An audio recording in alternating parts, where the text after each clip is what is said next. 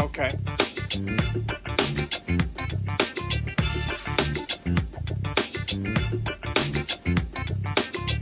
Does it? Okay. Let me see something. Yeah.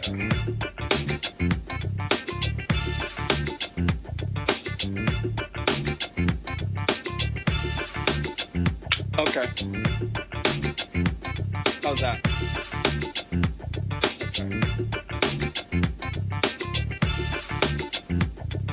Okay.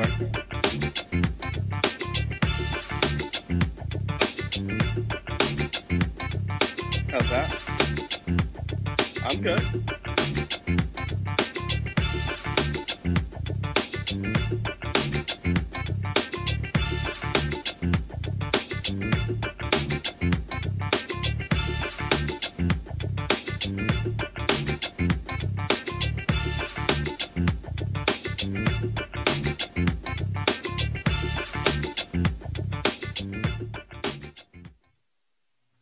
All right, folks, coming up on Roland Martin Unfiltered for Tuesday, February 26, 2019. R. Kelly is out of jail on bail, but attorney Michael Avenatti is here with the details on the latest tape he submitted to prosecutors. He says that tape has another underage girl R. Kelly is having sex with. We'll also be joined by Kenyette Barnes, co-chair of the R. Kelly movement. She has some thoughts about the big picture regarding sexual violence in the black community. In 2013, the Supreme Court gutted the Voting Rights Act of 1965. Today, the Democrats who control the House took the first step towards restoring and protecting the Voting Rights Act. Congresswoman Terry Sewell of Alabama lays out why we need this now. The race-based gerrymandering in North Carolina was so bad a local judge said the resulting elected legislature was unconstitutional and voided a voter ID amendment they put on November's ballot. We'll talk to the head of the North Carolina NAACP, the Reverend Dr. T.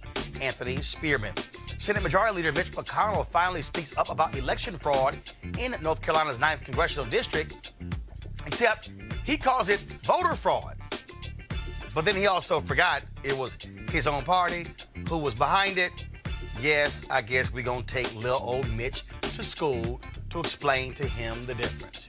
The NAACP is a new way to support them and maybe make some money in the process. We'll tell you about this new fund that they actually launched on Wall Street today.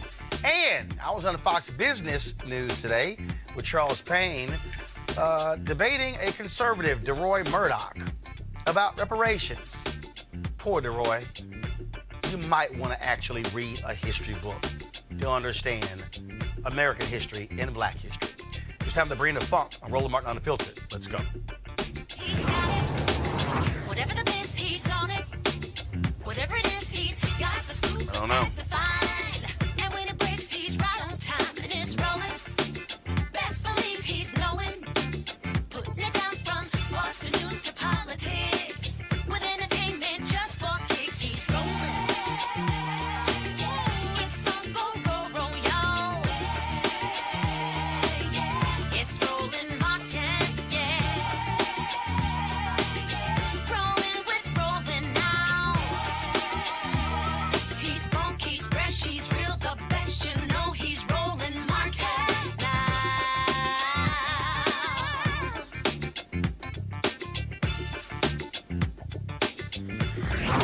Martin. All right, folks, R. Kelly is out of jail. A woman from the Chicago suburbs listing herself as a friend of R. Kelly posted the $100,000 that was needed for Kelly's $1 million bail. He got out late last night. This is a video of him being escorted out of jail by his attorney. Now, Kelly is charged with sexually abusing 4 victims, three underage, over a period of 12 years. He has pleaded not guilty. Now, this latest indictment of R. Kelly coincided with attorney Michael Avenatti providing damning video evidence to the Cook County State's Attorney Kim Fox. Avenatti said one of his clients came forward with a videotape showing R. Kelly having sex with an underage girl. Now he says he has another tape. Michael Avenatti joins us right now via the phone. Michael, so let's talk about the first tape you provided prosecutors. I've read different stories. That particular tape, the young woman who was on the tape from the 2008 case, is she the same person on that tape you provided Kim Fox. Yes. And so are you representing someone who came forward with that tape, or are you representing somebody who's making allegations against R. Kelly? Well, let me clarify. I represent 7 clients, 2 parents, 3 victims, and 2 of the 3 victims have charges in the indictment. So 2 of the 4 in the indictment. And then 2 whistleblowers, individuals that were close to R. Kelly, and I'm now representing as it relates to them cooperating with authorities. Did these folks come to you as a result of the Lifetime documentary, the 6-part series that aired, or have they come to you prior to that documentary being aired? No, long prior to the documentary, with the exception of a couple of them who have come to me within the last week. But we were first contacted about this situation in April of last year. I didn't even know Lifetime was doing a documentary, frankly. And we started to dive into this. We agreed to do it on a pro bono basis because I was so outraged by what I heard. And I feel that these victims have really been done wrong by the system. So we began this investigation, which we did very quietly around the country. We put a lot of time into this thing. And we didn't disclose anything about it until the time was right, which was earlier this month. And you now say you provided the state's attorney another video, provided them yesterday, that has some pretty damning language on that video, correct? Yeah, and there's no question. I mean, the video and the audio are very, very clear, Roland. This is not the situation from 2008. There's no question as to the clarity of the video. There's no question it's R. Kelly. His mole on his back is clearly visible, which was a big issue in the prior trial. His voice is recognizable. There's no question the girl is underage. Both he and her refer to her as only being 14 years of age. It is a very, very damning piece of evidence, and I don't believe that R. Kelly will be able to survive this. And let me read. You posted this on Twitter. Henry, go to my iPad. In response to press inquiries, I can confirm that the video we provided to prosecutors yesterday includes R. Kelly clearly stating the following to the victim, sometimes on multiple occasions: give me that 14-year-old vagina. That's not what he said, though. Show daddy that 14-year-old vagina. Spread those legs and show me that 14-year-old vagina. Give me that 14-year-old booty hole. The victim also refers to herself as being 14 years of age repeatedly on the tape. The point that in the 2008 trial, you're right. First of all, one of the issues, he tried to say that it wasn't him. It was a friend or someone else or a brother. But on that video, that particular video, someone from the outside called him by his name, and he answered yes. And in that case, the jury didn't say that wasn't him. The jury could not ascertain the age of the girl on the video, which is why he was found not guilty on child pornography charges. Well, that was one of the reasons. I mean, there were a bunch of reasons in that case. I mean, that was one of them. The other one was that the victims did not testify. This case, a number of the victims are going to testify. There's 4 victims set forth in the indictment. But, I mean, this is not role play on this tape. I mean, this girl is clearly 14 years of age. She states it. He states it multiple times. And you can also tell by other conduct on the tape that she's underage, based on some other things that she says on the tape, which I'm not going to get into the details of. But I do not see how he can possibly overcome this mountain of evidence. And finally, after 28 years of sexually abusing and assaulting young African-American girls underage, he is finally going to face justice, and it's not a day too soon in my book. You said earlier that you're representing a couple of people who used to be close to him or in his camp. Are those the folks who provided this video, and are you going to submit other videos to Kim Fox? Well, we've located a third video, or we've come to know of a third video, which we're trying to locate. And then if we're able to, we're going to promptly turn that over. I'm not at liberty to discuss where exactly we got the first 2 videos. But like I said, this has been a lengthy investigation. It's taken a lot of time and a lot of effort, but it's paid some dividends. All right, Michael Avenatti, we certainly appreciate you joining us here on the show. Thanks a lot. All right, folks, after R. Kelly got out of jail last night, he quickly went to a McDonald's in the River North section of Chicago. Here's video that folks took at that McDonald's of R. Kelly in that particular restaurant. And so there were individuals there who he signed autographs, also took photos with them. When it was over, he actually went to a cigar bar in Chicago as well. Now, we also have details in terms of the woman who actually bailed him out of jail, and that is, of course, she signed the slip. She signed the particular slip. Her name is Valencia Love. Owns several different restaurants. They're in a suburb of Chicago, and she also owns a daycare center as well. And so she, in talking with different folks, she said that she bailed him out because they are friends, and that he's out. He does.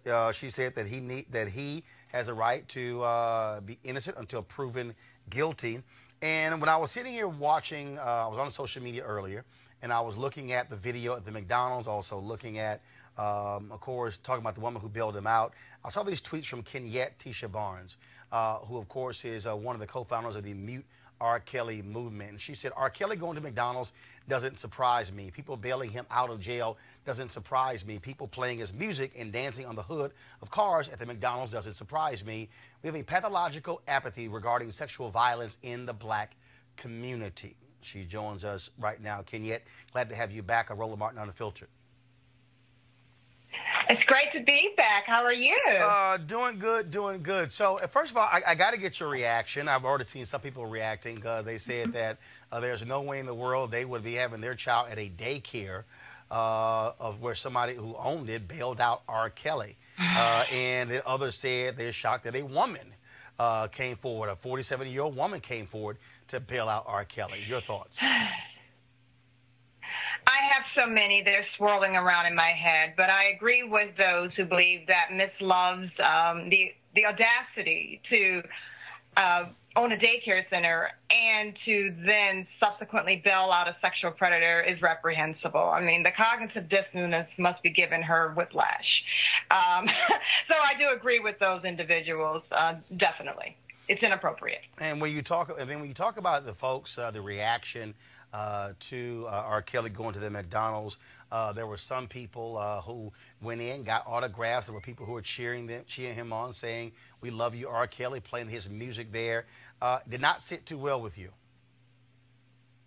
Not at all. So there's a couple of things. I mean, when we only have a 3% conviction rate in the United States for sexual violence, sexual crimes anyway, and over 200,000 untested rape kits in the United States, it really speaks and it tells us that we don't take sexual crimes seriously. So let's deconstruct that further into the black community. You often hear whenever you bring up sexual crimes in a black community that white supremacy is what we need to be focused on, not sex crimes. And, you know, while others might enter this as a legal professional, I enter this as an activist and as a survivor of child pornography. And to be totally honest with you, this is something that happens in the black community all the time. And black girls are not believed. They are not protected. We live in a culture where there is apathy around sexual violence in the black community. And I think I made that pretty clear in that tweet. And one of the things that's interesting, I talk about the woman who bailed out R. Kelly, Valencia Love. She released a statement saying that police should be more concerned about priests who abuse kids than R. Kelly. And I'm thinking about just yesterday where the highest-ranking priest ever, the Vatican treasurer, the bishop there in Australia, found guilty of sexually assaulting two choir boys. I'm just trying to understand why can't both things happen at the same time? If someone in this country, entertainer or not, is having sex with underage girls, I don't understand why the Chicago police can't do that job and target priests who are assaulting kids. I agree 100%. If you listen to the whataboutisms, as I often say, you would think that we only have one investigator in the United States. We have the capacity and the bandwidth within our law enforcement world to actually focus on several things at once, including the over 30-year sexual predatory history of Robert Sylvester Kelly. And again, when you think about, again, for African Americans, when you look at radio stations still playing his music, there are people who say, look, he's been found not guilty, he's not been convicted, so therefore, why should I stop listening to his music? Why should I get rid of my playlist? Why should stations stop playing it? Your response when you hear that from black folks? Neither was George Zimmerman, but the last time I checked, there were hundreds of thousands of people marching in the streets around the country when he was acquitted. Because we understand we have a culture, we have a history where white supremacy does sometimes go unchecked. Let's relate that to sexual violence. In the black community, sexual violence goes unchecked. Most survivors of sexual violence don't even bring their accusers to justice. When they go forth and talk about it, they're told to shut up, that they shouldn't talk about it because it brings shame upon the family, shame upon the community. We have generational trauma when it comes to having sexual predators in our own families. Every Thanksgiving dinner, Roland, many black women are forced to sit down, hold hands, pray, and eat turkey with their predators. Tell me we don't have a problem about sexual violence in our community, and I can bring you the receipts. All right, then. Well, we surely appreciate it. Thanks a lot. And we'll, of course, be covering this story, and then we'll see if Michael Avenatti has another tape to drop on Kim Foxx in the Cook County State's Attorney's Office in the R. Kelly case. Thanks a bunch. Thank you for having me. All right, folks. Let's now come here to D.C., Capitol Hill, where today Democrats introduced H.R. 4, which is focused on restoring the Voting Rights Act, which was gutted in the 2013 Shelby County versus Holder Supreme Court decision, which really what it got rid of was the pre-clearance and oversight of the Department of Justice. And the moment that happened in 2013, Republicans across the country immediately rushed to enact voter ID laws and other forms of laws to deal with the issue of voting. Some of them were later struck down.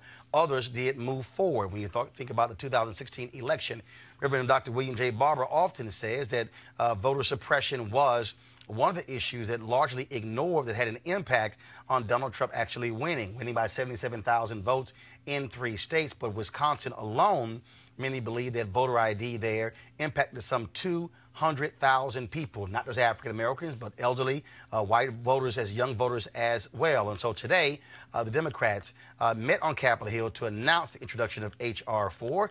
Here is Alabama Congresswoman Terry Sewell, there from the Black Belt of Alabama, which, of course, when you think about Selma, you think about Birmingham, that's where all of this originated.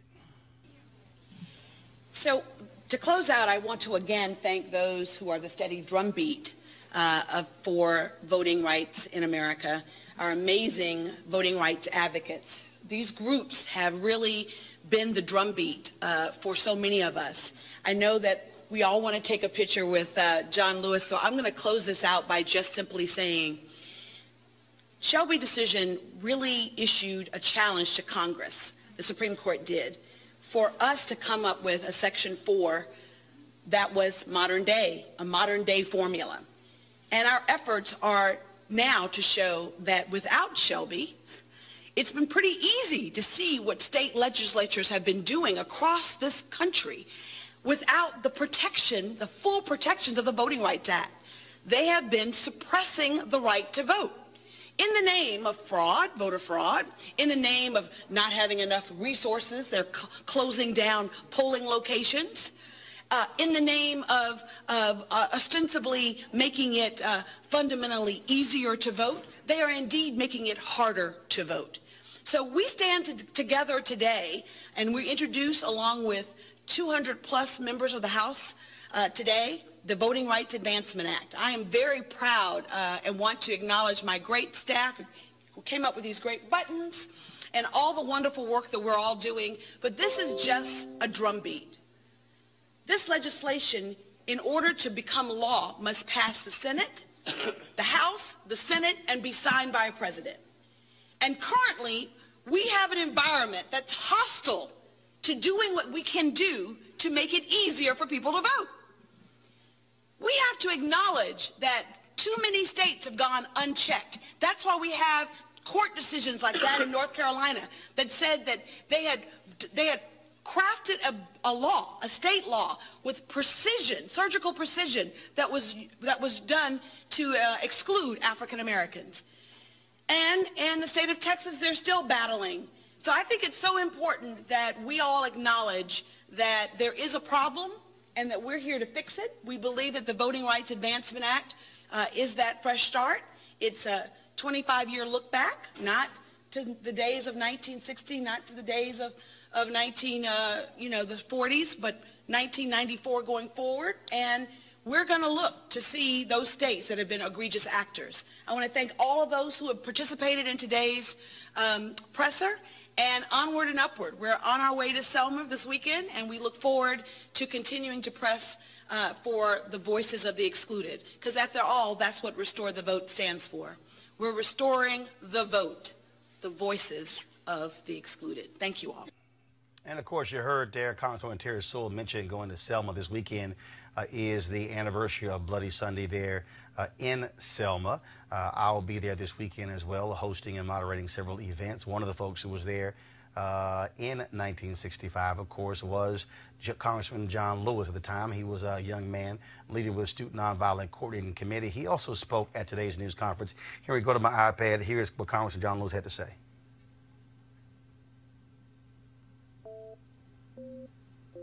Code shouldn't matter.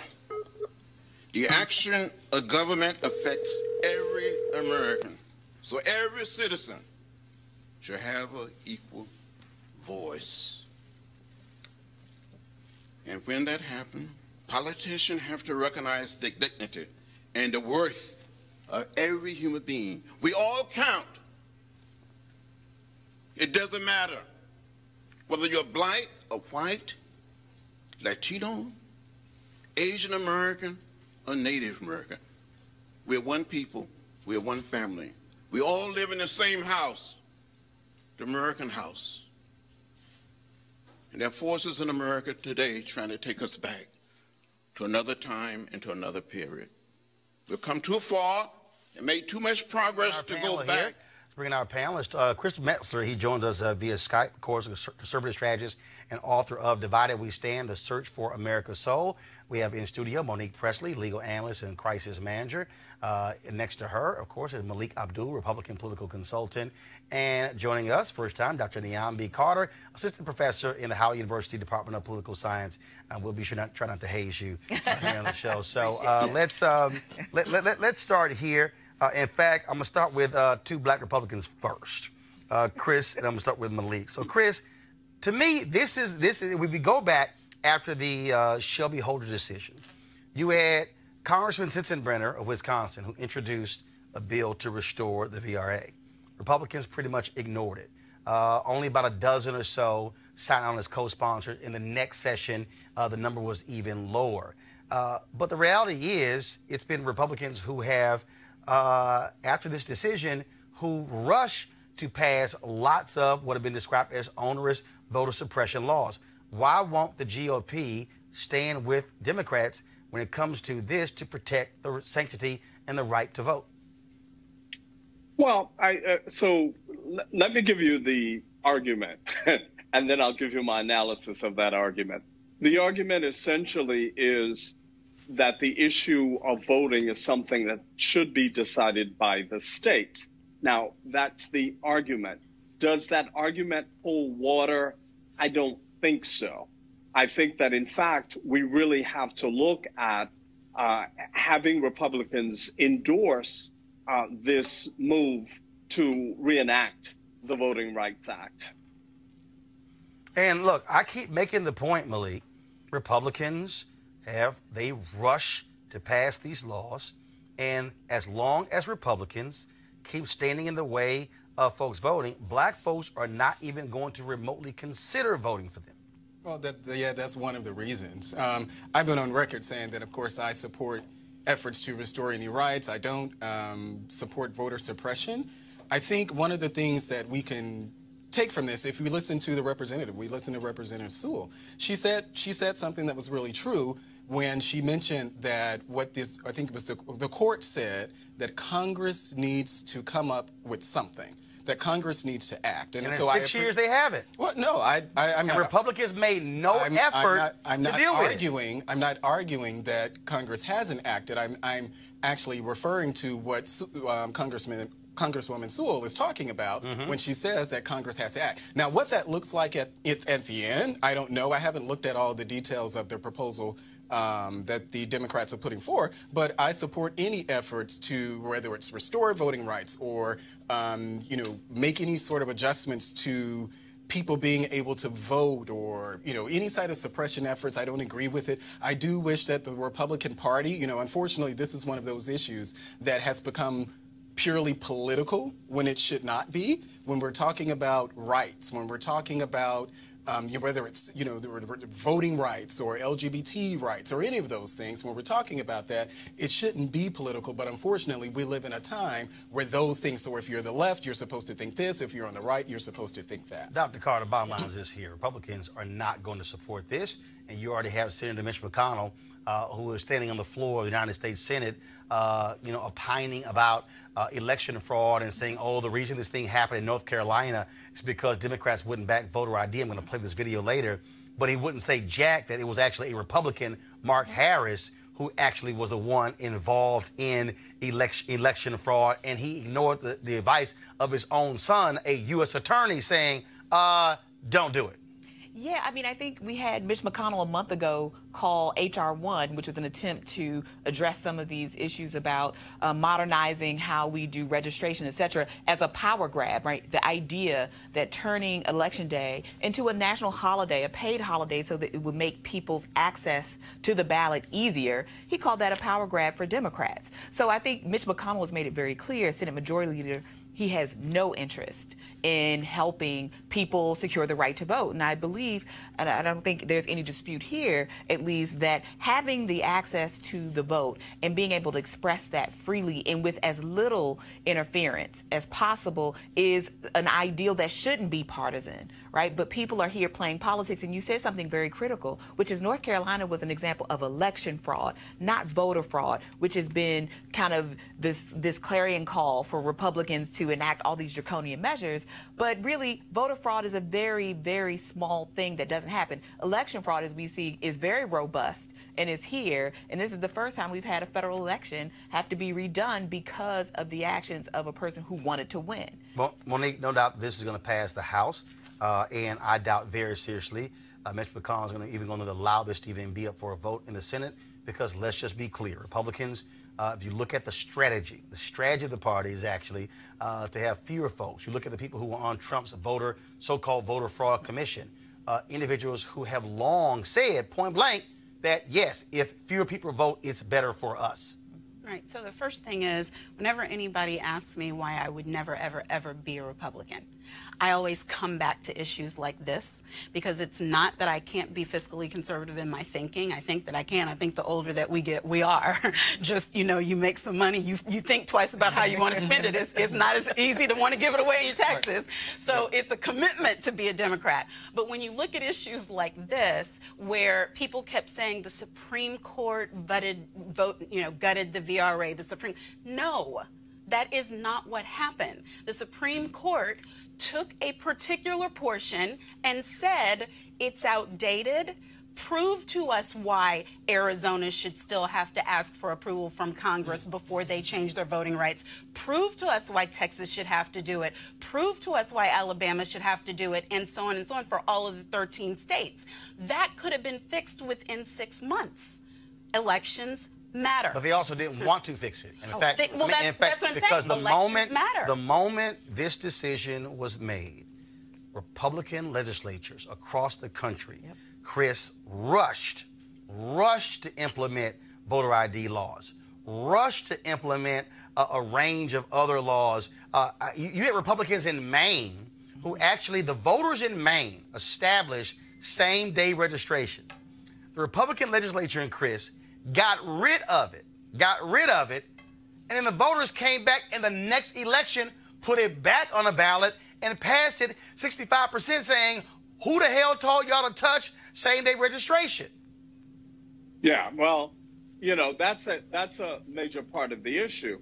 And look, I don't think that the party is sufficiently educated on this issue. It's one of the things that those of us who work within the party are trying to get the party to understand at a very fundamental level. And it continues to be a struggle. That's the reality. But there were also some good things that came out of some states being able to make changes, like online registration. So it wasn't that every change that was made was bad. It was that because there was a Republican-led Congress at the time, the short things that needed to be done to show Alabama still had a problem, and North Carolina still had a problem, and South Carolina still had a problem, those did not happen. And so what we need to see now is a fight for it. And we've got to explain this to our people, because I don't think it's just Republicans who don't understand what's really at stake, or maybe even understand the part that I just explained, you know, that this is a small part of a bigger piece of legislation, and it isn't gutted. We can put teeth back into it. It just will take the action of the legislature right now. Go ahead. Final I was just going to say, I disagree that Republicans don't understand. Actually, Republicans, particularly... Oh, they get it. They understood very well, and they implemented their plan to perfection, which was to suppress Black and Latino and poor and other voters that they did not want to see exerting their voice. But not just them, but also, I keep saying this here, and I said this on a panel at CBC a couple of years ago to all the civil rights groups. Y'all have got to challenge young white folks, because what it also protected were any moves made in those states when it came to voting. There was a clerk in Wisconsin who was on record as saying she purposely moved an early voting location off of a college campus because too many young people had voted Democrat in the previous election. And what was happening is Republicans all across the country, what they were doing was they were actually taking voting locations and sending them out to far places that had small parking lots. So when you drove up, you were like, damn, it's a long line. You got frustrated. You saw in North Carolina, the most, to me, Alabama of the 21st century, where they literally said, I mean, look, and they have documentation, when do Black people vote early? 70+% voted during the first week. So they stripped early voting in many places the first week to only one location in many counties. I was in Ohio in 2016, in Cuyahoga County, where Cleveland is. There was one early voting location before the election. You had to go downtown. I mean, so their whole deal was, we're going to make it as hard for people as possible to vote. And then we saw the response there. And so, again, I can't wait to see what the reaction is going to be when this bill gets passed. And I can't wait to hear what Republicans in the House are going to say, Malik, and then what excuses they're going to offer. But again, this is one where it's a no-brainer. Republicans should be saying, no, let's make it easier for people to vote versus make it harder. And I don't think for a second that they're going to support this, and Mitch McConnell's going to fight it all the way in the Senate. And hopefully there are some senators with some courage who are going to say, you know what, this makes sense. We should go with it. And then, of course, if Trump vetoes it, get the votes to override his veto. Yeah, I mean, you know, that I don't disagree, but I think it still goes back to what I said as far as where we are in the climate. You know, there are a lot of things that both parties should support. Just in principle, there are a lot of things that the party should support, but I think we're at a time where everything is so politically toxic that you will find people where it's good legislation. Well, voting ain't politically toxic. Well, but this is, unfortunately, this is where we are. You know, these are only politically toxic because, look, but it's one of many things. Well, yeah, but they want to win. One of a number of things. They want to win, and then when they saw what happened in 2008, they said, oh, hell no, we are not going to have that coalition again, which is why Republicans in North Carolina were so dastardly with what they did. We're going to talk about that in just a second. Let's go to a break right now. Roland Martin Unfiltered. Back in a moment.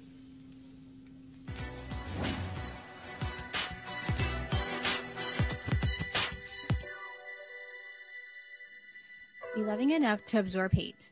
Civil rights activist and Nobel laureate Martin Luther King Jr.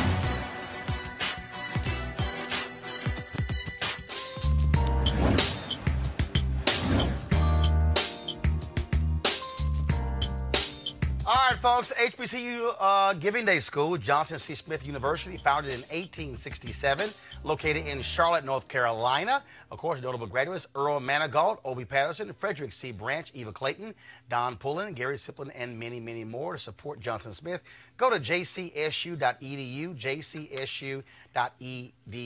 All right, folks, calling all HBCU alumni, students, and leaders. Enter the Ford Motor Company HBCU Mobility Challenge and win $25,000 for your school. Building on their long-term support of HBCUs, Ford is looking to improve mobility in HBCU communities through innovative solutions. The winning program will receive a grant of up to $25,000 to implement the proposal. Now, the deadline is to apply is March 31st, 2019.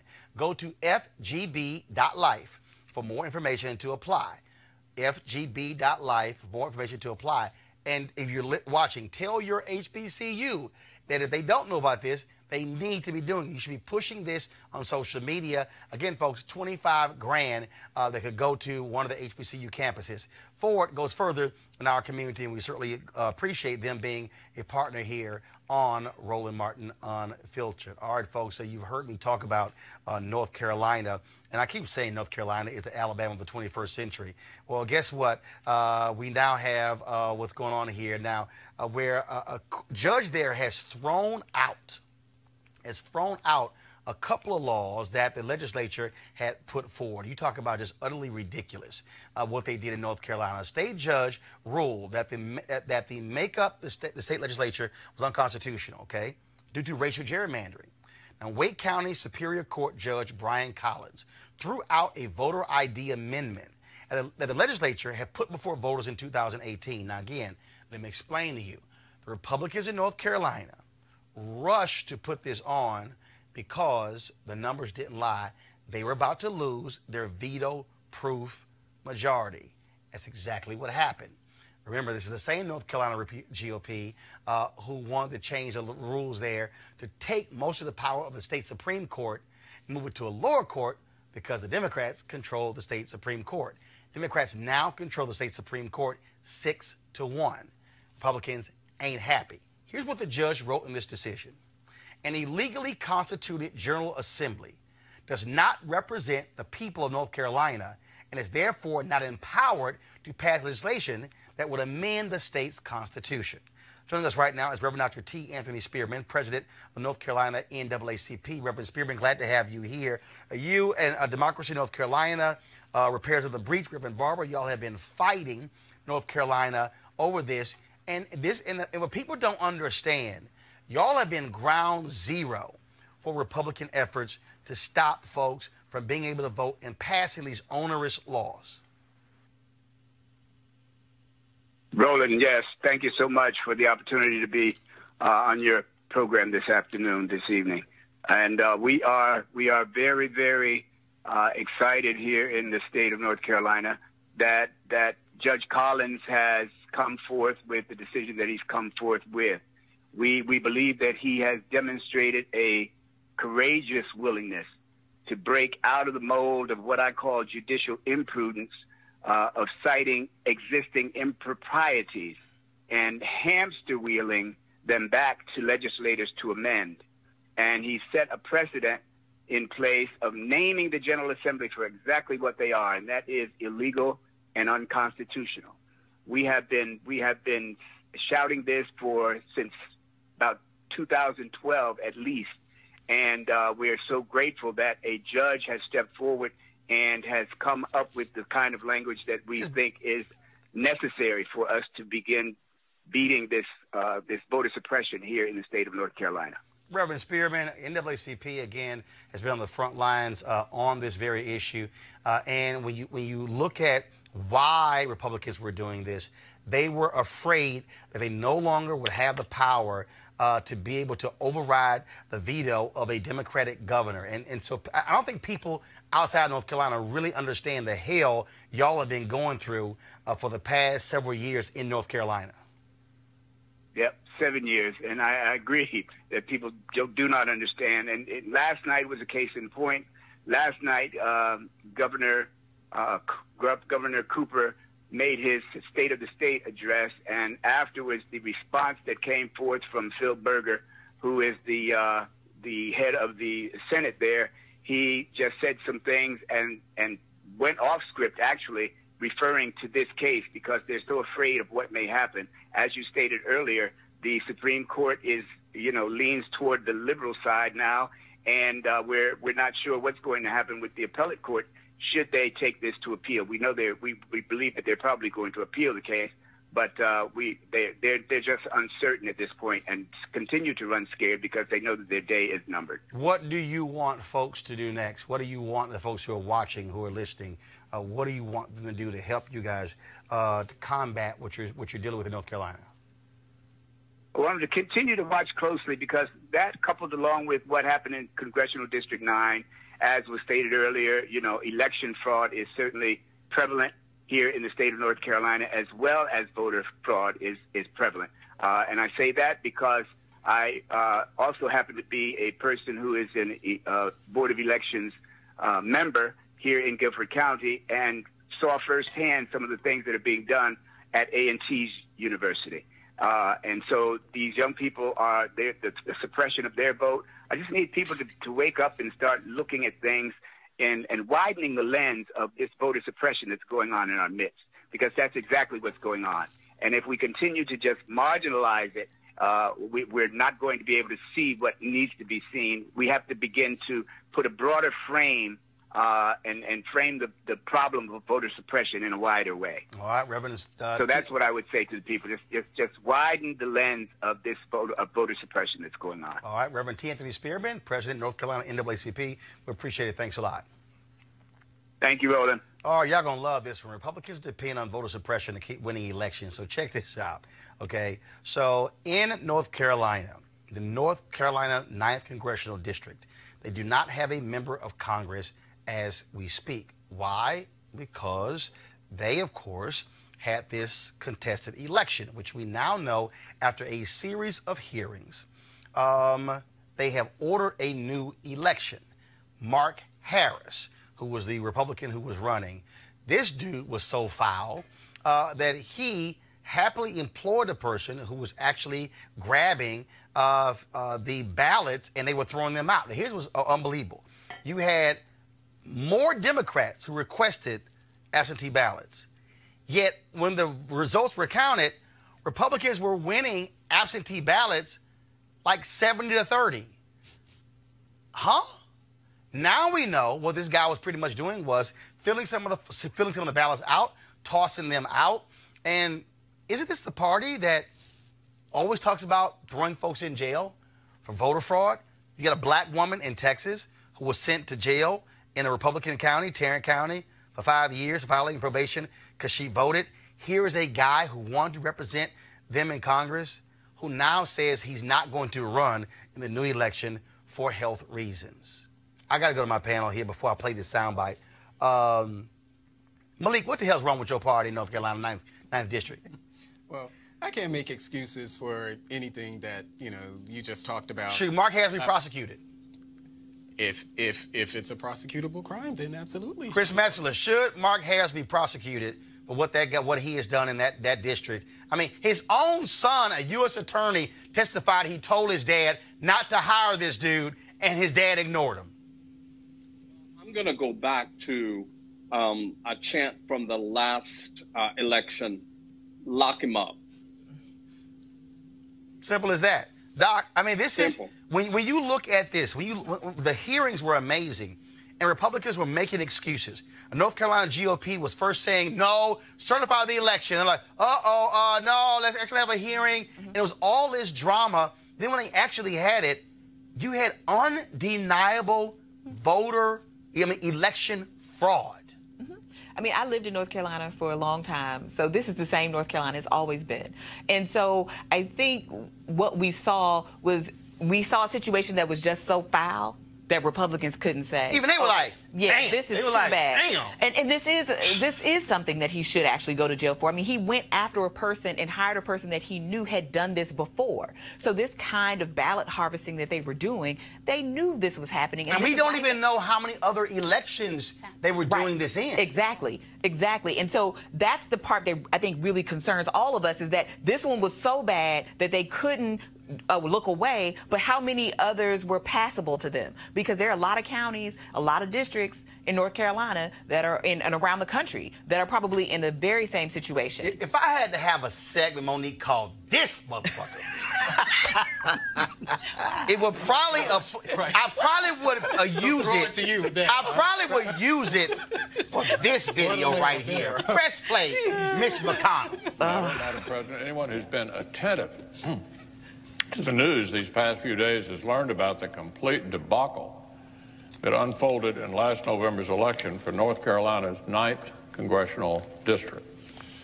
Soon after Election Day, allegations of illegal ballot harvesting and vote tampering clouded a close result. The wrongdoing seemed to have benefited the Republican candidate over the Democrat. Just last week, we saw the State Board of Elections unanimously call for a new election. Now, Madam President, for years and years, every Republican who dared to call for common sense safeguards for Americans' ballots was demonized by Democrats and their allies. We were hit with left-wing talking points insisting that voter fraud wasn't real. Never happens, they said.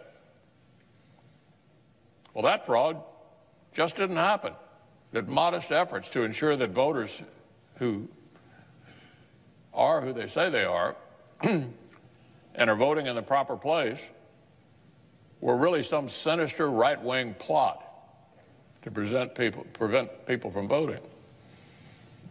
So now, as you might expect, now that an incident of very real voter fraud has become national news and the Republican candidate seems to have benefited, these long-standing Democratic talking points have been really quiet. Haven't heard much lately from Democrats about how fraud never happens. They've gone silent. Now some are singing a different tune. Now there's a new interest in ensuring the sanctity of American elections. I've been focused for decades on protecting the integrity of elections. So I'd like to welcome my friends on the left to their new realization. They've just discovered that this subject really matters. Like I said, this money gone.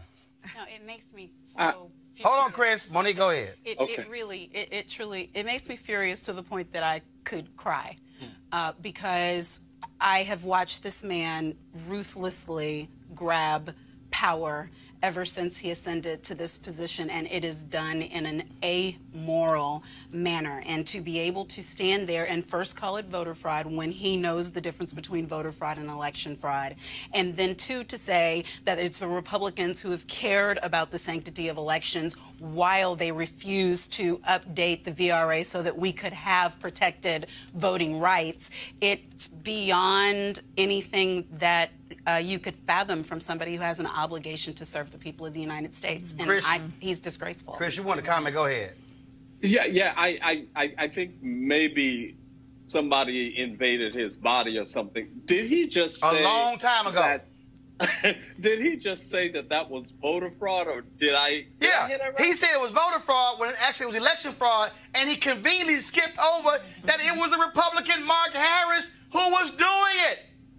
Yeah, well, how could it be voter fraud when the voters had nothing to do with it? Right. I'm confused. Well, I'm confused. Well, again, though, that's like me being confused with the Republican Party of sending a tweet out today trying to call Michael Cohen a liar when he was deputy finance chair for the same damn RNC. I'm like, that y'all thought we forgot, But again, this is what is hilarious here, because to your point, Republicans in North Carolina see them, certify the election. Then the lie was so powerful. Yeah, we might want to have some hearings. They're like, but no, we still want to see. It was so. Then they had no choice then to call for a new election. Now Mark Harris, now he's sick. Now, I love this one when he was on the stand and testifying. Okay, I love this one. He was on testifying, and then they hit him with, but your son said this, and he went, oh damn, I'm sick. I'm sick. I think I caught something right here, and so my memory is lapsing right now because I'm sick. No, your ass lying. Oh, no, go ahead. Go on, Malik. Well, so this is one of the things, and Chris actually alluded to it earlier. You know, this is one of those instances where Republicans make it hard for us, people like me, people like Chris, to really get Black Republicans. Yes. Honest Republicans. Yeah, to get people, to move people in any way. And I think part of the problem is that, you know, a lot of these things, I think there are a lot of political calculations that have racial implications that the party does not understand. So they do things because they say, well, they're Democrats, you know, so we're going to do these things, we're going to, you know, push for these sort of policies, not understanding the racial implications. And so for us, we have to explain to them, okay, well, these are the racial implications, and they may not see that. I think it actually makes it difficult for us. I'm not going to say that that, you know, all of this is intentional, you know, with the intent to be racist or whatever the case may be. That element is definitely there, but I think a lot of these things are politically motivated, and because so many blacks are Democrats, it ends up becoming racial. Bottom line is, Doc, they were sitting here trying to steal the damn election. Exactly. And they got busted, and now they got egg on their face, and now what it has done is it has exposed the voter operation they had there. The fallacy. They were sitting here trying to steal multiple elections. And again, and the other problem is you got the punk-ass U.S. attorney there in that area who refuses to go up to Mark Harris, and he still walk around like he blind going, where is voter fraud, when it's sitting right in front of him, and he's done nothing to prosecute these folks in this case. Well, and this is a great thing, at least in this moment, about transparency in records. Because if it was not for the records that North Carolina kept, we would have never been able to detect this. But this is the stuff that Mitch McConnell does that I think is dishonest. It's intellectually dishonest. He's not a dumb man. And he's playing footsie and playing cutesy with all these, it was voter fraud. He knows it was election fraud. Most people don't care enough to commit fraud on this scale. The people who care are the people who want to win. Right. And the people that they want to disable are black people, young people, Latino people, poor people, old people, and they do that, and they do it with impunity, and they don't care. And I don't like this idea that, oh, they don't mean it. Yes, they do. These are not silly people. Democrat, black, Latino are almost synonymous, so we know who we're talking about. And so they don't do this in these districts not knowing. Bladen County, they know who lives there. Right. They know it down to the person, to the block.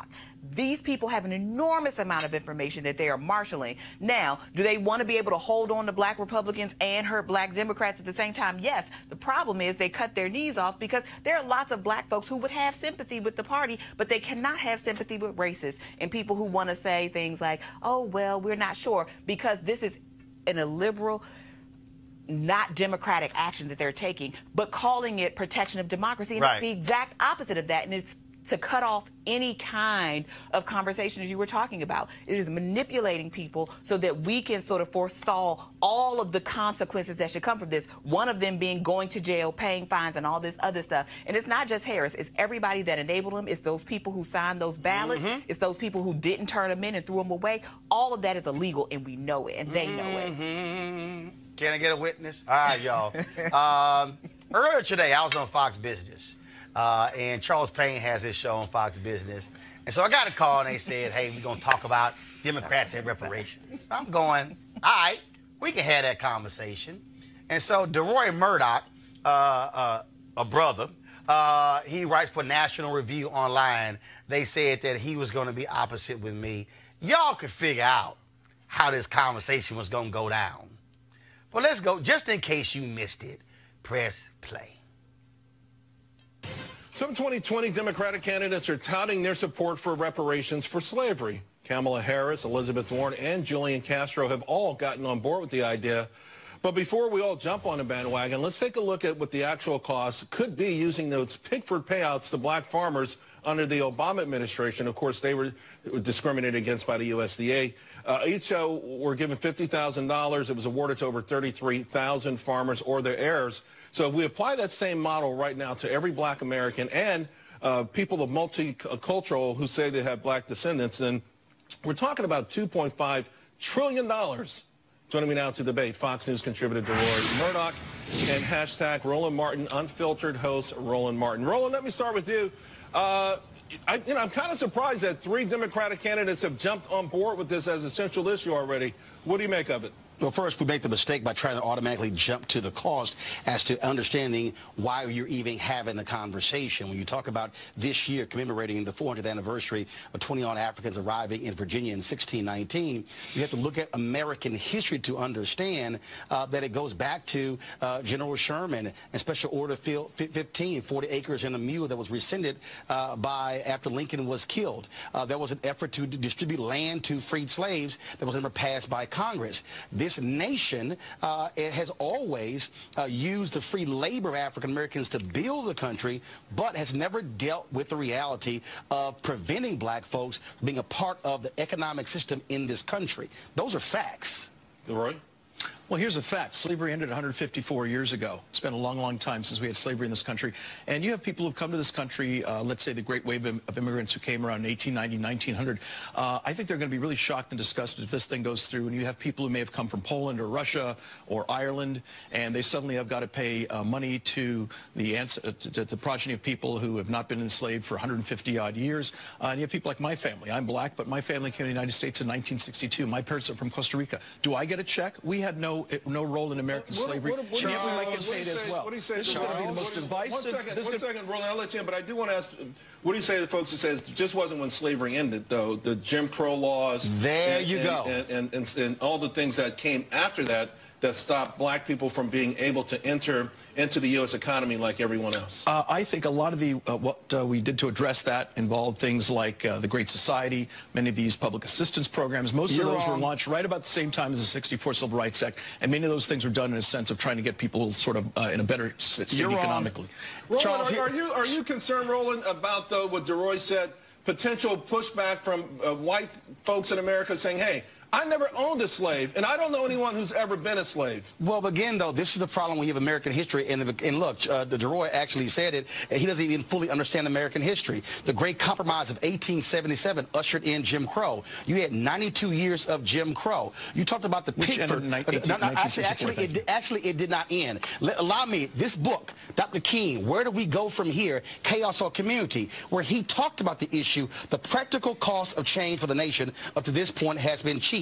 He talked in this book where he talked about how even in 1967, 90% of the laws that were passed had not even been implemented. Here's the issue you're dealing with, Charles. You talk about the Pickford decision, the USDA discriminating against African Americans. The federal government's own housing policies, it was law discriminating against African Americans. The Fair Housing Act wasn't even passed until 1968, only because King got killed. So you could talk about slavery. There are African Americans today who were impacted by federal housing laws, and we know most wealth in America is a result of inheritance and also through housing. And so, DeRoy, do you deny that reality? Look, it's been 51 years since the 68 Fair Housing Act. Okay, that's half a century. You want total incredible acrimony and racial strife and tension like we've never seen before. You make white folks who had nothing to do with slavery give money to black folks. You keep saying slavery, but you can't ignore Jim Crow. Including people, I'm somewhat prosperous, as is Charles. Do we get checks as well? Do we give a check to Ken Chenault, who is the CEO of American Express? He doesn't need that money. I think we should put our efforts and our money into school choice, into things that help little poor black kids learn and get prepared so they can succeed in our society. And I'll create a formula for total racial chaos and mayhem. This is the mistake. Awful, destructive policy idea that will demolish any kind of civil stability. Speaking of destructive, you still have the people who built Black Wall Street in Tulsa, where the Oklahoma's apologized, but it's not paid for the damage. You look at Rosewood in Florida. We have facts where you have African Americans. Do you think every black person in America would be entitled to pay? One second. Here's the piece.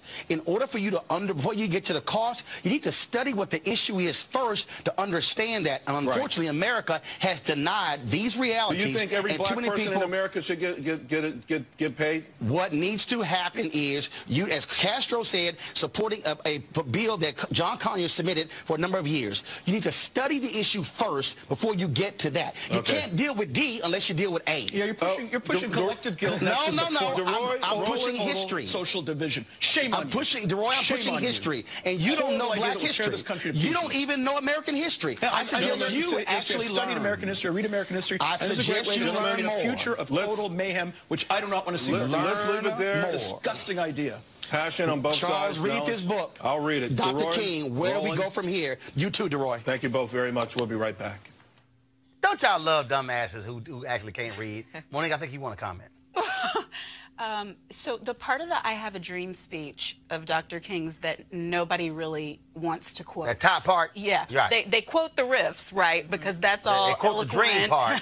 Make us all feel good. And it's real. But before that, he talks about that check that the United States funds of America has been, it came up insufficient funds back then. You know, it's been insufficient funds since we were slaves. And it's still a bounce check to this day. I don't care what they have to do to figure out who gets the check and who doesn't get the check. I don't care what they have to do, how many censuses they have to go through, whether the immigrants get it or don't. It has to be done. So these candidates who are taking the right stand in principle are, to me, taking the right first step.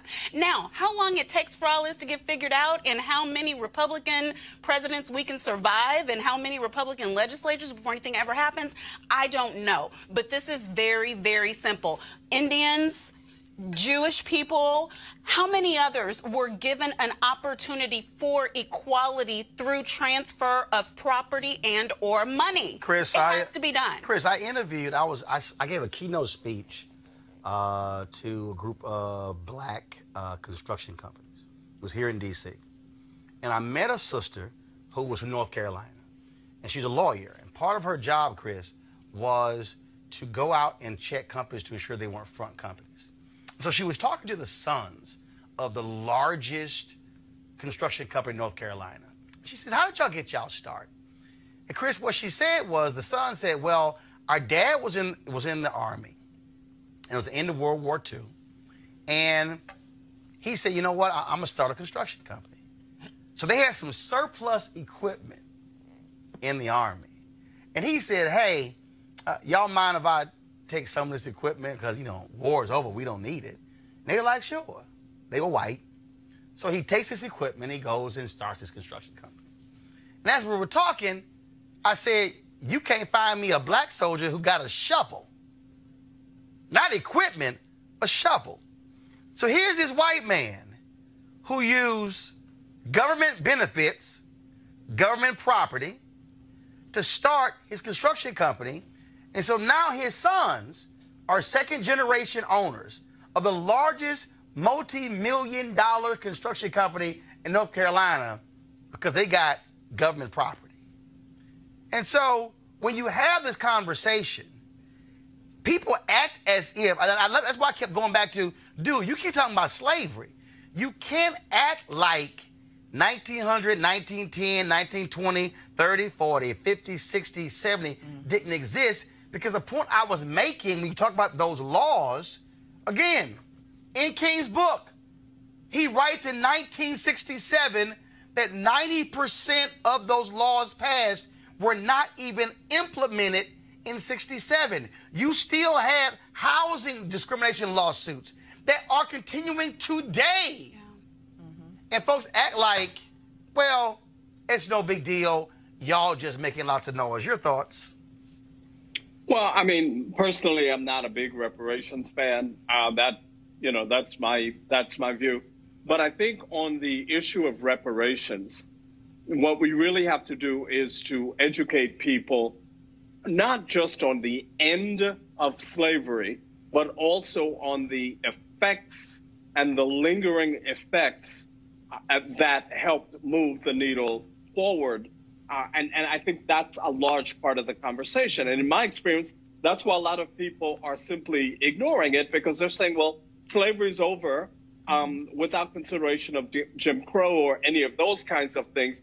They're not taking a holistic view of it. And I think that frankly, is the challenge. Doc, the problem, again, that was an issue that I was having with DeRoy again. And my deal is, look, it's some folks who are born here who know what the hell he's talking about. Right. Just because he's from Costa Rica.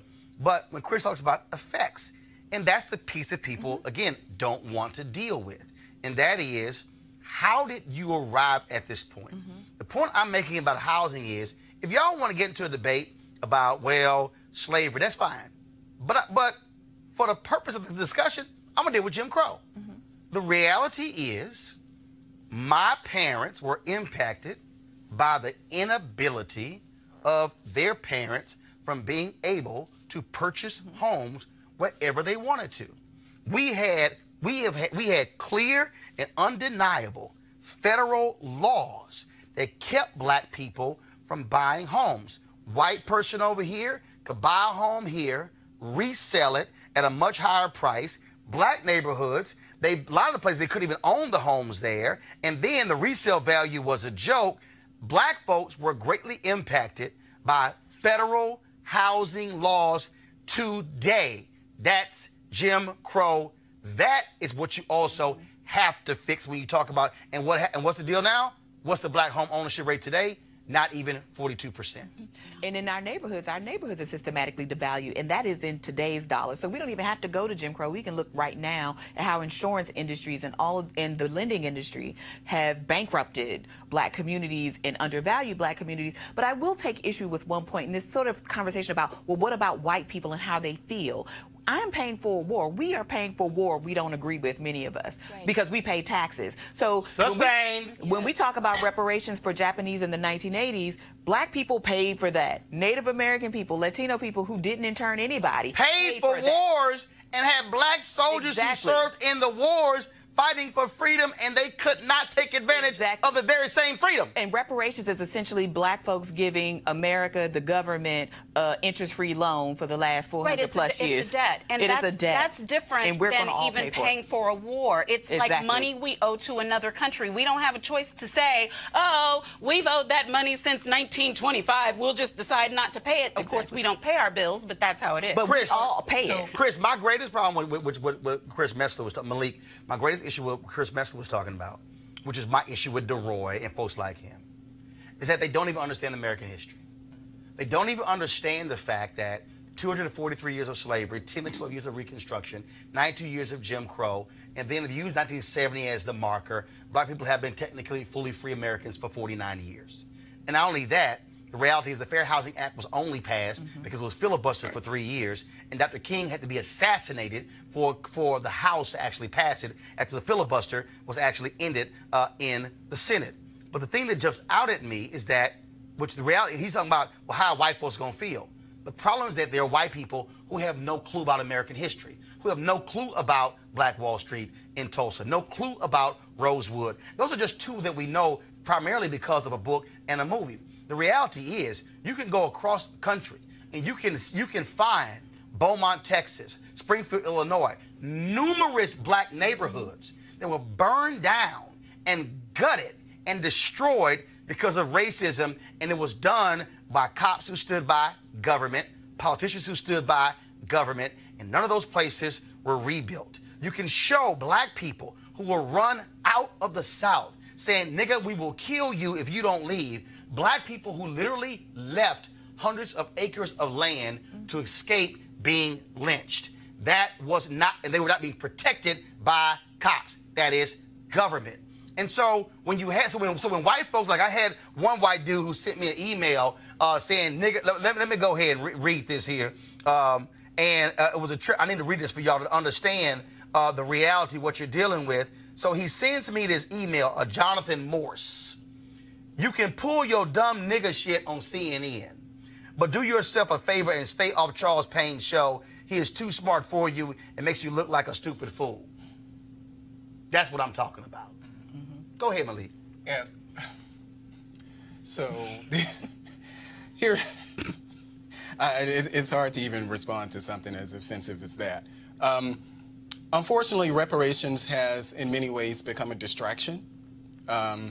You know, we can discuss ways, whether we're talking about the early 1900s, you know, the red line, the makings of the ghettos, for instance, the making of the ghettos that were created. Right, the makings of the ghetto, where we're talking about by Chicago. City, county, state, and federal governments. Whether we're talking about Chicago, whether we're talking about New York, the redlining that went on. Yep. You know, there are a lot of, and I think this is, you know, kind of what Chris touched on as far as how we deal with the vestiges of slavery, and whether that's through, you know, the era of Jim Crow. There are a lot of things that we have done. I think there are a lot of things that left that we need to do, but things that we're talking about in cities you can just look here in D.C. You know, you're talking about housing. You know, Ari Teresa, one of my friends, Ari Teresa actually just filed a $1 billion lawsuit against the District of Columbia because, and I think if I'm quoting correctly,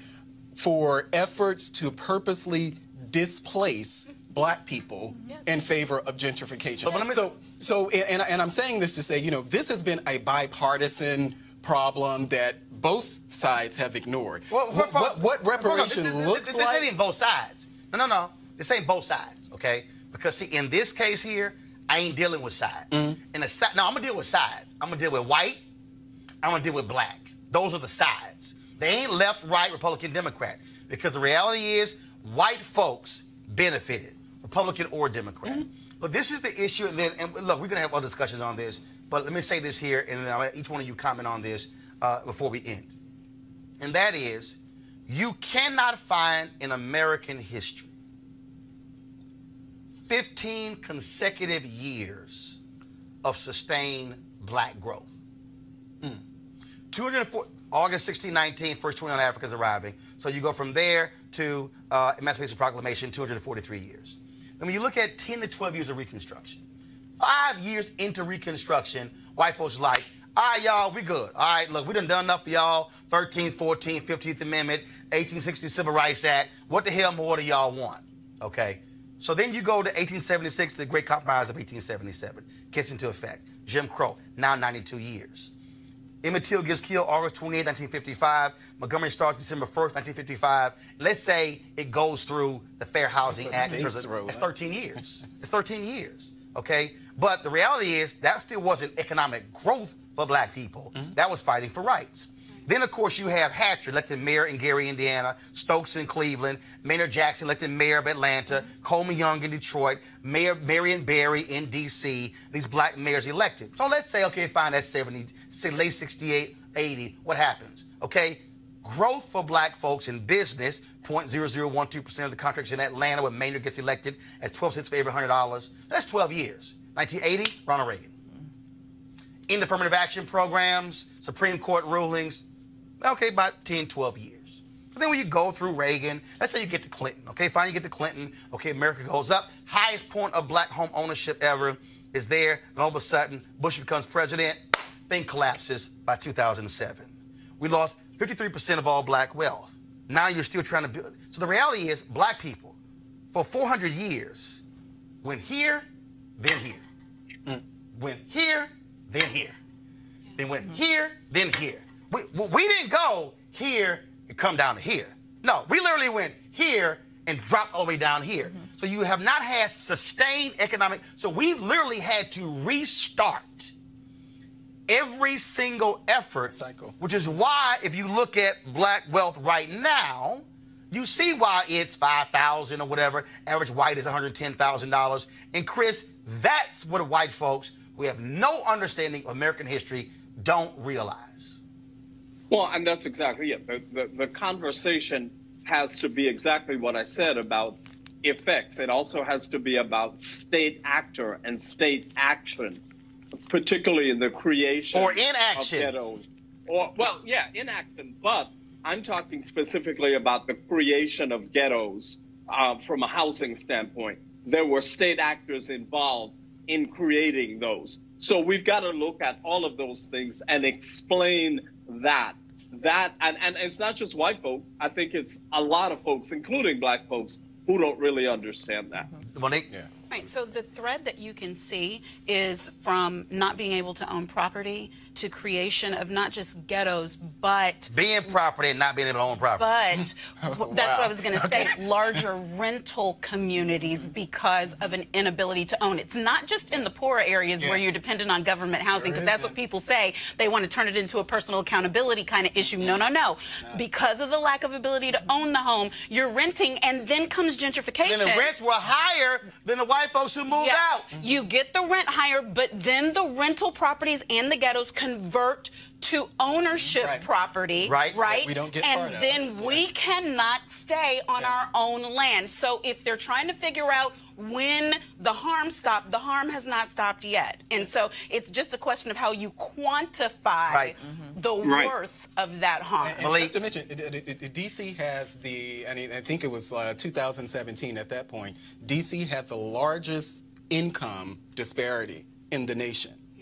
In the entire nation. We have a very educated class here, but that's just another thing that we can look at when we're talking about, things that we can do. Reparations aside, let's look at those type of policies. Let's look at what we're doing around gentrification to, get black people, to lift black people up. I think that's when I said that reparations, in a sense, sometimes ends up being a distraction. Let's talk about all of the things that the Obama administration is doing to address that. Let's actually talk about the things that the federal government is doing right now to address that. These things are happening. But you can't, but the reality, Doc, is you can't deal with just the housing piece if you don't deal with the wages piece, and you don't deal with the education piece, and you don't deal with the other pieces. And that's the fundamental problem.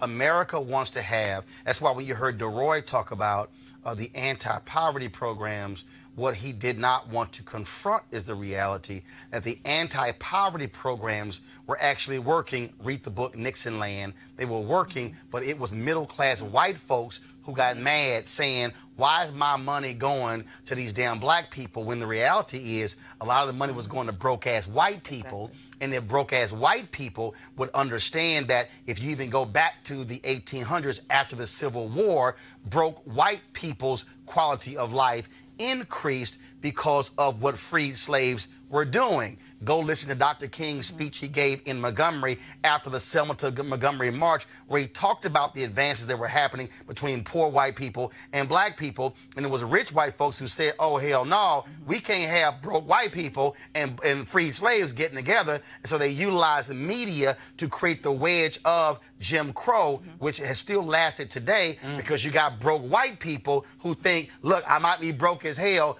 but I'm not black. And so that's what you're dealing with. That is the story of America, Doc. And again, America has never wanted to own up to what it has done for 399 and a half years to people of African descent. Yeah, I mean, I would just say whiteness is intoxicating, and white supremacy as an ideology that tells you that your white skin makes you better than everybody else. I mean, that's something to believe in when you don't have very much. And it didn't take much to separate poor whites from blacks. But I will say this, I mean, whether it is fair housing programs, I mean, we have to talk about health disparities. We have to talk about all of these things, because stress kills black people at exorbitant rates, right? We know it's not just about, it's about a lot of things, but it needs to be focused on black people. But the other piece is here, when you also didn't have an opportunity to have a high-paying job, damn it, you can't afford health care. You've been frozen out. You were frozen out of Wall Street. You were frozen out of banks. You were frozen out of numerous jobs. That's the piece that that DeRoy didn't understand when his parents come from Costa Rica in 1962. Like, dude, you don't understand. Black people were frozen out of every single level in America. You have black PhDs who were pushing brooms. Well, and also it's also those same black people that made it possible for DeRoy's parents to come here and have some of the freedoms that they did enjoy in the United States. So black people do a lot of the work for lots of other people, and a lot of people want the benefits and none of the burdens. But I will say this: we have to insist that if reparations, whatever it's going to look like, that it has to be focused on black people, because people say, oh, it's affirmative action. Affirmative action wasn't focused on black people. No, actually it wasn't. Because and the particularities of the community. Well, first of all, it wasn't, because, again, for folks who don't even understand the history, that was white women in place. White women have benefited more than anybody else. And in fact, you had a white racist out of Virginia, Homer Smith, who thought that he was going to shut down a 64 Civil Rights Act, putting women in it, when in fact it actually had it passed, which is why I tell white women all the time, y'all run around talking about Title IX. That wasn't about no damn sports. Title IX is about opening professional schools, lawyers, doctors, dentists, professors, engineers, to largely white women. So y'all were benefiting from that. And if y'all ask where it came from, a provision of 1964 Civil Rights Act. And so again, people need to understand, they have no understanding, again, of history and how all these pieces fit together. Folks, do this here. I sent this to Charles Payne, and I sent to him on tweet as well. again, and y'all can tell, I done went through 3 highlighters reading this book here. So y'all can see all the yellow that's in this page here. This book was written by Dr. King in 1967. He gets killed April 4, 1968. This book was not published a decade after his death. I think some folk did not want us reading. This is, I got 1,000 books in my library. You read this book, you'll be blown away because he literally talks about what it takes in order for African Americans to be able to get ahead in America. The book is Where Do We Go From Here, Chaos or Community? If you want to order it, go to the MLK, go to the King Center in Atlanta, because you order from there, they get a cut of it, okay? So if y'all want to help the King Center, then go buy this book. Every black person should have a copy of this book. I'm just being straight up. And real quick, before I went on the show, I had this book. Mary Frances Berry, we had her on the show, my previous show. She wrote this book. It's called My Face is Black, It's True, Callie House and the Struggles for Ex-Slave Reparations. So Mary Frances Berry, a former head of the U.S. Commission on Civil Rights, actually wrote this book as well. Just an amazing book she wrote as well. And so I'll tweet both of these out for y'all as well for you to check out. And so again, this is not the last time we're going to have the conversation. You're hearing the question that's come up. Again, the reason I refuse to have a dollar amount conversation is because they want you to short circuit the discussion. And so I'm not going to have a dollar amount conversation. And I think on the whole issue, when people say it should be for blacks only, no, you can actually create policies that are need based. And if you create very specific, now follow me, there's a way to do it, because again, understanding laws, I'm taking into account Supreme Court decisions when it comes to what is race-based. Right.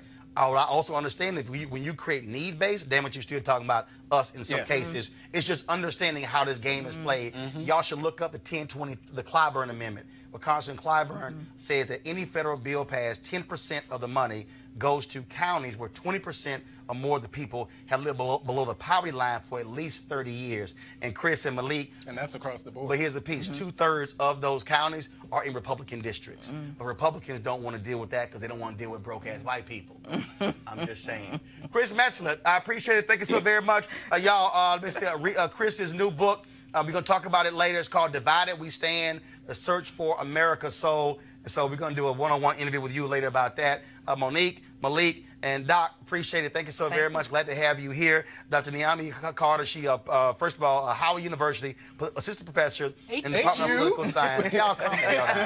Okay, all right, Dr. Niamey Carter. Of course, there's some Hampton people that control them saying, damn, y'all, we the real HU. It don't matter. I'm Texas A&M, so y'all can holler H well all y'all want to. All right, y'all, here's a piece. The conversation that we have here in Roland Martin Unfiltered, you ain't seeing elsewhere. And so that's why we want you to support. Go to RolandMartinUnfiltered.com. Join our Bring the Funk fan club. Every dollar you give via Cash App, via PayPal, via Square, goes to support this show. As I told you, this weekend, I'm going to be going to Selma for Bloody Sunday. We're going to be live streaming stuff Friday, Saturday, and Sunday. And so, again, that's what I guarantee y'all, CNN not going to be there. MSNBC's not going to be there. Fox News, ABC, CBS, NBC won't be there. We're going to be there. So that's what your dollars go to support. So we want y'all to, again, I would love to have 100 of you sign up today, join our Bring the Funk fan club. We're asking $50 each for you for the whole year. You can give monthly, you can give yearly, doesn't matter. We want you to support what we do because we must be in control of our own voice, our narrative, but also we got to fund our freedom. All right, folks, I will see you guys tomorrow. Holla!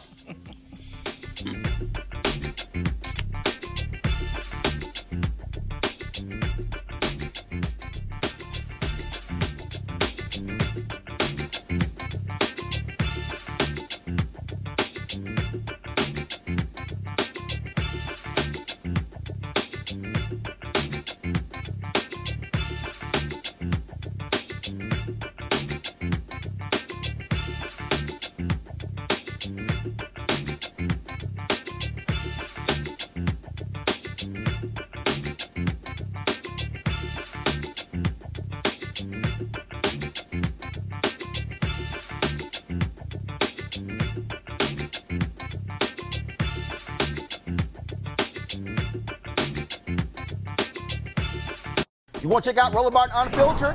YouTube.com/Roland S. Martin. And subscribe to our YouTube channel. There's only one daily digital show out here that keeps it black and keep it real. It's Roland Martin Unfiltered. See that name right there? Roland Martin Unfiltered. Like, share, and subscribe to our YouTube channel. That's youtube.com/Roland S. Martin. And don't forget to turn on your notifications so when we go live, you'll know it. You want to support Roland Martin Unfiltered? Be sure to join our Bring the Funk fan club. Every dollar that you give to us supports our daily digital show. There's only one daily digital show out here that keeps it black and keep it real. As Roland Martin Unfiltered. Support the Roland Martin Unfiltered daily digital show by going to RolandMartinUnfiltered.com. Our goal is to get 20,000 of our fans contributing $50 each for the whole year. You can make this possible. RolandMartinUnfiltered.com. Hey fam, want to check out Roland Martin Unfiltered, the blackest show on all of digital, cable, and broadcast. Check out our audio podcast. There's only one daily digital show out here that keeps it black and keep it real. As Roland Martin Unfiltered. Press play.